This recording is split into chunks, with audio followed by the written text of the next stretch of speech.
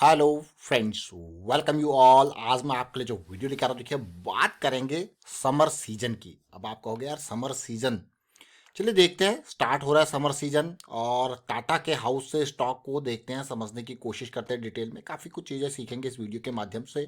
और आगे बढ़ने से पहले मैं आपको बता दूं, अगर आपने अब तक चैनल को सब्सक्राइब नहीं किया तो जल्दी से सब्सक्राइब कर लें, बेल आइकन को प्रेस कर लें, जिससे आपको नोटिफिकेशन आती रहेगी। और प्राइस एक्शन की सीरीज आपको पूरी तरह आपके लिए रेडी है। इसको देखें, समझें, सीखें और प्रैक्टिस जरूर करें। साथ के साथ रिस्क मैनेजमेंट को हमेशा टॉप प्रायोरिटी दें, क्योंकि अभी तो भाई बुल मार्केट चली रही है चली रही है चली रही है। अभी हल्का फुल्का भी करेक्शन आता है तो अच्छी खासी जो है आपका पोर्टफोलियो रेड में आपको देखने को मिलेगा। तो इसके लिए रिस्क मैनेजमेंट हमारा सबसे इंपॉर्टेंट होना चाहिए कि भाई जब आप एंट्री ले रहे हो तो मैक्स लॉस कितना अफोर्ड कर सकते हो, आपका पोजीशन साइज उसी के बेस पर डिफाइन होना चाहिए। इसलिए हम आपको बार बार कहते हैं कि लर्निंग के ऊपर ध्यान देना है, ताकि कभी अगर आप गलती से किसी ऐसे स्टॉक में एंट्री ले रहे हो जो कि बिल्कुल बेरियस मोमेंटम के साथ है, तो आप टाइम पे निकल पाओ। तो चलिए, अभी रिसेंटली हमने बात करी थी अर्चन केमिकल इंडस्ट्रीज की, आज बात करेंगे वोल्टास की। टाटा का स्टॉक है, वोल्टास की हम बात कर रहे हैं। वोल्टास यानी कि गर्मियों का शेयर, मैं इसको कहता हूँ। गर्मियों का शेयर इन द सेंस कि इसका रेवेन्यू और प्रॉफिटेबिलिटी यहाँ पे ये दो जो क्वार्टर हैं, कौन सा क्वार्टर? जनवरी फरवरी मार्च और अप्रैल मई जून, यहीं पे इसकी बिक्री होती है। बाकी टाइम पे इसका जो रेवेन्यू होता है वो अक्सर आप देखोगे तो बहुत ही कम देखने को मिलेगा, है कि नहीं? ये देखिए, अगर आप देखो यहाँ पे पिछले साल क्या प्रॉफिटेबिलिटी थी, फिर सितंबर और दिसंबर में लॉस का सामना करना पड़ा।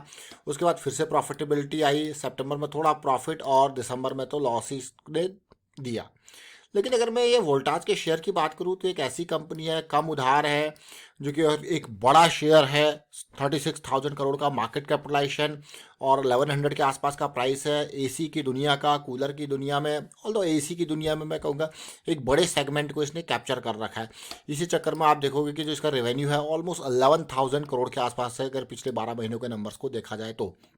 लेकिन ये स्टॉक हमारे सामने क्यों आए? सबसे पहले इसके वीकली चार्ट के ऊपर मैं ध्यान देके आपको समझाने की कोशिश करूंगा। कभी भी कोई बड़ा स्टॉक, देखिए हर स्टॉक में अप एंड डाउन तो चलता ही चलता है। आपको पता है वोल्टास की क्या वैल्यू है। लेकिन अगर आप इस स्टॉक को देखोगे तो ये स्टॉक जो 200 SMA से दूरी बनेगी ना, तो रिस्क होगा। इसलिए मैं आपको कहता हूँ कि वीकली पे स्टॉक को जब आपको गिरता है ना, तो 200 SMA के इर्द गिर्द आने दो, अपॉर्चुनिटी आपको देखने को मिलेगी।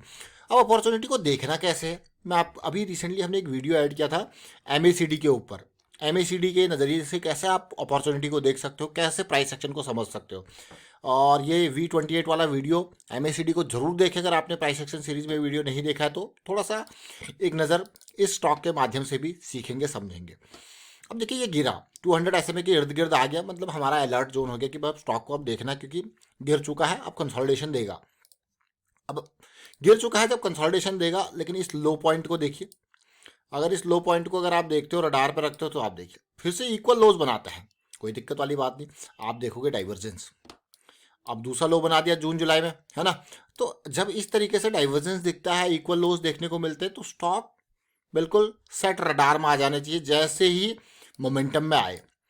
अब ध्यान देना, जैसे मैंने आपको बार बार कहा है कि ऐसी करेक्शन में आपको मोमेंटम देखने को मिलेगा। अगर आप प्राइस एक्शन को देखो, फॉल, ये देखिए बेस, अब यहाँ पे ये इक्वल लोज बना रहा है, लेकिन यहाँ पे आप देखोगे तो गियर चेंज आपको देखने को मिल रहा है। MACD कैसे प्राइस एक्शन दिखा रहा है। अब हम आपको बार बार कहते हैं, चाहे वीकली हो, मंथली हो, किसी भी टाइम फ्रेम पे जब मोमेंटम गेन हो गया, उसके बाद की करेक्शन और इंपॉर्टेंट हो जाती है। तो फिर से करेक्शन, फिर रैली। आप कहोगे अरे वाह, अब तो भाई टाइम ही आ गया है रेवेन्यू जनरेट करने का। मतलब फरवरी आ चुकी है, एसी की सेल स्टार्ट हो चुकी होंगी, है ना? मार्च तक और बढ़ जाएंगी, अप्रैल तक और बढ़ जाएंगी। अब देखिए ये वोल्टाज एंड ऑल, आप सोचोगे यार एसी की सेल से ही कमाई नहीं, सर्विसेज से भी इनकी अच्छी खासी कमाई होती है। अब सर्विसेज से मतलब क्या है कि जैसे अब वोल्टाज के एसी जहाँ जहाँ लगे होंगे, है ना, तो वहाँ पे क्या होगा, सर्विस, यानी कि जो भी रेगुलर सर्विस आपके एसी की मेंटेनेंस होती है वो रेगुलरली वो चार्ज होता ही है।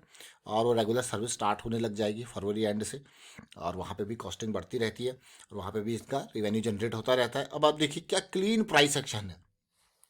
बस यही कारण है ये स्टॉक रडार में आया है। अब आप कहोगे यार क्या बात कर रहे हो, इतना बेहतरीन MACD दिखा रहा है जितना प्राइस नहीं दिखा रहा। प्राइस तो दिखा रहा है कंसोलिडेट होना, इसीलिए ये एक नया तरीका है समझने का। देखिए प्राइस क्या दिखा रहा है, कंसोलिडेट, एक रेंज में जाना दिखा रहा है। लेकिन यहाँ देखिए MACD क्या प्राइस एक्शन दिखा रहा है ना।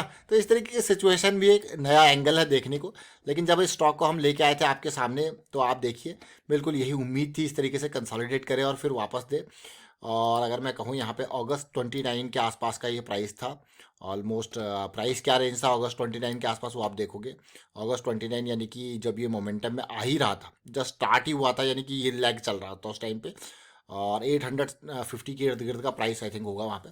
और करेक्शन हुआ बढ़िया, और करेक्शन के बाद फिर रैली भी आई बढ़िया। तो देखिए जब हम प्रोसेस के बारे में बात करते हैं तो प्रोसेस यही है, प्रोसेस यही है। प्रोसेस को जब आप समझते हैं तो आपको लगता है कितना बेहतरीन सिचुएशन है, कितना बढ़िया। अगर पिछली बार की प्रोसेस को बात करें तो देख सकते हो कि पिछली बार जो एक इसने मोमेंटम गेन किया था वो ये जोन था, और सुपर मोमेंटम एरिया में ये पहुंच चुका था, यानी कि बहुत ही बढ़िया, जिसको हम कहते हैं ना मोमेंटम बॉक्स का सिचुएशन, मोमेंटम गेन। और उसके बाद आप देखिए क्या रैली इसने दी थी। इस बार थोड़ा सा डीप करेक्शन था 200 SMA के इर्द गिर्द। और लास्ट वीडियो में भी हमने काफ़ी अच्छे से बताया था भाई पिछली बार किस तरीके से 200 SMA से रिजेक्शन देखने को मिला था, और इस बार उसी तरीके की सिचुएशन यहाँ पे देखने को मिलेगी। 200 SMA वीकली बहुत ही इंपॉर्टेंट पार्ट होता है। इसलिए अक्सर आप देखते होंगे कि हम स्टॉक्स जब भी लेके आते हैं 200 SMA के इर्द गिर्द लेके आते हैं, जहाँ पे डेली में साइकिल स्टार्ट हो रही है, वीकली में 200 SMA के इर्द गिर्द बेस बन रहा है। तो ये हमारे लिए इंपॉर्टेंट पॉइंट्स होते हैं, ये बहुत ही इंपॉर्टेंट पॉइंट होते हैं। इसीलिए जब भी स्टॉक इस तरीके की सिचुएशन दिखाता है तो मैं आपको बार बार कहता हूँ कि भाई वो स्टॉक जो है वो एक लो रिस्क की अपॉर्चुनिटी के लिए तैयार हो रहा है। इसीलिए ऐसे स्टॉक्स आपके सामने हम थोड़ा सा पहले लेके आ जाते हैं, उनकी ओवरऑल सिचुएशन देख के कि हाँ ये किस तरीके का सिचुएशन बना रहा है, प्रोसेस की किस स्टेप पे अभी ये मौजूद है। ये बहुत इंपॉर्टेंट है ना, प्रोसेस के किस स्टेप पर मौजूद है, क्योंकि जब हमें स्टेप बाय स्टेप चीज़ों को देखते हैं तो आपको पता है कि अब ये स्टॉक का इंपॉर्टेंट जोन हमारे लिए कौन सा होगा। देखिए भाई जो ऑल टाइम हाई है, this is the rejection zone, जो जहाँ से बार बार रिजेक्ट हो रहा था। तो हम ये अगर इस एरिया से भी कहीं से भी, चाहे वो 850 है चाहे वो 890 के इर्द गिर्द है, यहाँ पे बाइंग कर रखी है विद स्टॉप लॉस ऑफ इधर दिस और दिस, तो हमें पता है भाई हमारा टारगेट जोन, लिक्विडिटी जोन जो है वो ये लेवल होगा, है कि नहीं। अभी जैसे इसने रिसेंटली एक और करेक्शन दी छोटी सी, अब वो करेक्शन भी देखिए रिजॉल्व होके ऊपर की तरफ जा रहा है। तो ये हमारे लिए बहुत इंपॉर्टेंट जोन है। मैं अभी थोड़ा सा छोटे टाइम फ्रेम पे आपको लेके जाऊंगा और आपको समझाने की कोशिश करेंगे ये वाला पार्ट।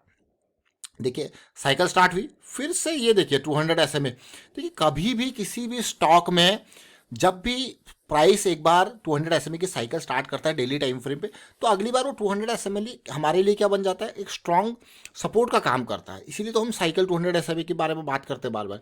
जैसे यहाँ पे फॉल हो रहा था, आपको पता है ये बेरियस साइकिल में पहुंच, अब ये कंसोलिडेशन देखने को मिला, हमें पता है भाई हमें एंट्री लेनी ही नहीं है।